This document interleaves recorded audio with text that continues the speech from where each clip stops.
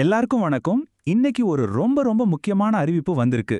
ஆமா, தேசிய எரிபொருள் பாஸ், அதாவது அந்த QR கோட் சிஸ்டம் மறுபடியும் அமலுக்கு வந்திருக்கு. இத பத்தி நீங்க தெரிஞ்சுக்க வேண்டிய எல்லா விவரங்களையும் இப்போ நாம பார்க்கலாம். ஆமாங்க, நீங்க கேட்டது கரெக்ட் தான். இன்னைக்கு காலையில 6 மணில இருந்தே எரிபொருள் வாங்கணும்னா QR கோட் கண்டிப்பா வேணும். இந்த விதிமுறை உடனடியாக அமலுக்கு வந்திருக்கு. சரி வாங்க, இத பத்தி கொஞ்சம் டீடைலா பார்க்கலாம். வலுசக்தி அமைச்சகம் இந்த தேசிய எரிபொருள் பாஸ், அதாவது QR கோட் முறைய மறுபடியும் கொண்டு வந்திருக்காங்க. சரி, இதோட அர்த்தம் என்ன? இது உங்களை எப்படி பாதிக்க போகுதுன்னு தெரிஞ்சுக்கலாம் வாங்க. இப்போ ஒரு விஷயத்தை நீங்க ரொம்ப தெளிவா புரிஞ்சுக்கணும். இது ரொம்ப ரொம்ப முக்கியம்.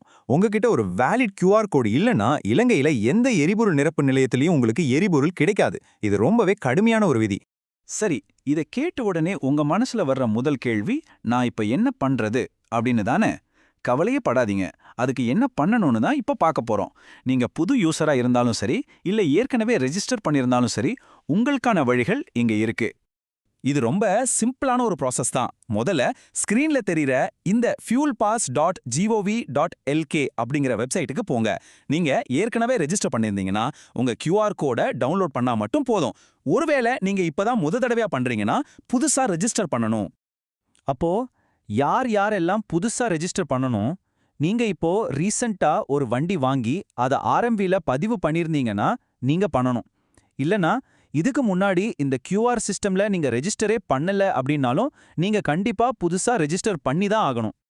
ஓகே, அடுத்ததா நம்ம எல்லாருமே தெரிஞ்சிக்க வேண்டிய ஒரு முக்கியமான விஷயத்துக்கு வருவோம். அதாவது வாராந்திர ஒதுக்கீடு. ஒவ்வொரு வண்டிக்கும் வாரத்துக்கு எவ்வளவு எரிபொருள் கிடைக்கும்னு ஒரு லிமிட் வச்சிருக்காங்க. உங்க வண்டிக்கு எவ்வளவுன்னு இப்ப பார்க்கலாம். இந்த அட்டவணையில பாத்தீங்கன்னா எல்லாம் தெளிவா இருக்கு. இப்போ மோட்டார் சைக்கிள்களுக்கு வாரத்துக்கு 5 லிட்டர், அதே மாதிரி முச்சக்கர வண்டிகள் மற்றும் கார்களுக்கு 15 லிட்டர், வேன்களுக்கு 40 லிட்டரும், பேருந்துகளுக்கு 60 லிட்டரும் கொடுத்திருக்காங்க. மோட்டார் லோரிகளுக்கு தான் அதிகம், ஒரு வாரத்துக்கு 200 லிட்டர். உங்க வாகனம் எந்த வகையில வருதுன்னு இத பார்த்து தெரிஞ்சுக்கோங்க. இந்த திட்டம் வெறும் பொதுமக்களோட வாகனங்களுக்கு மட்டும் இல்ல, சில முக்கியமான சேவைகள் இருக்கிற வண்டிகளுக்கும் சில ஸ்பெஷல் ஏற்பாடுகள் செஞ்சிருக்காங்க. அது என்னன்னு ஒரு பார்வை பார்த்துடலாம். இதுல 2 முக்கியமான விஷயங்கள் இருக்கு. ஒன்னு, நாட்டுக்கு தேவையான உற்பத்தி அத்தியாவசிய சேவைகள்ல இருக்கிற வண்டிகளுக்கு அந்தந்த நிறுவனங்கள் மூலமா ஒரு ஸ்பெஷல் பிளான் கீழே எரிபொருள் கொடுப்பாங்க. 2வது, தனியார் பயணிகள் பேருந்துகளுக்கு இலங்கை போக்குவரத்து சபை மூலமா எரிபொருள் விநியோகம் செய்யப்படும். ஆக மொத்தத்துல நீங்க ஞாபகம் வச்சுக்க வேண்டிய விஷயம் இதுதான். QR கோட் சிஸ்டம் இப்போ முழு வீச்சுல செயல்பாட்டுக்கு வந்துடுச்சு. இனிமே எரிபொருள் நிலையத்துக்கு போனீங்கன்னா உங்க கையில இருக்க வேண்டிய ஒரே சாவி உங்க QR கோட் தான். சரி, இப்போ கடைசியா உங்ககிட்ட ஒரு கேள்வி. இந்த புதுசா அறிவிச்சிருக்கிற வாராந்திர எரிபொருள் அளவு உங்களுடைய அன்றாட பயணங்களுக்கும் தேவைகளுக்கும் போதுமானதா இருக்குமா? இதனால உங்க வாழ்க்கையில என்ன மாதிரி மாற்றங்கள் வரும்னு நீங்க நினைக்கிறீங்க? கொஞ்சம் யோசிச்சு பாருங்க.